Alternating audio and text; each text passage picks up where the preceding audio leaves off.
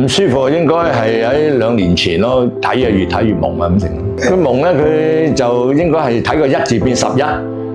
咁人哋話可能係白內障或者係老花啊，或者係散光咁啦。咁我就都冇乜理佢，由佢咁樣整啲下就好似矇啦。尤其夜晚都好少睇到都矇啊。距離大約係5、6米之內已經好個人睇得好矇。咁啊，如果日頭就好啲喎，日頭就好啲。夜晚都係好少出門啦。因為夜晚我喺屋企都睇下電視啊咁成咯，就好少睇電影添。一睇電影喺個大銀幕都蒙查查，唔睇啦，10幾年都冇睇到啦。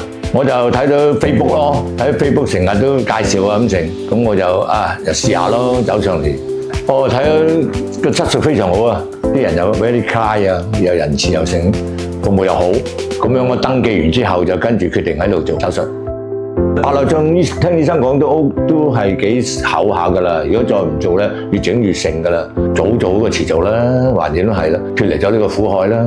喺人生之中，而家70幾歲都能夠望得咁清楚，就梗係非常好啦，唔使話成40幾年啦，哇！戴住眼鏡真係40幾年，一除咗佢朝頭早起身，哇！你又要唔知點樣咁成，有陣時暈啊咁成咁啊，唉！而家就梗係好啦，瞓一覺可以即刻擘個眼睇到嘢啦。總之好多謝呢個醫生同埋啲醫院嘅人嘅服務啊！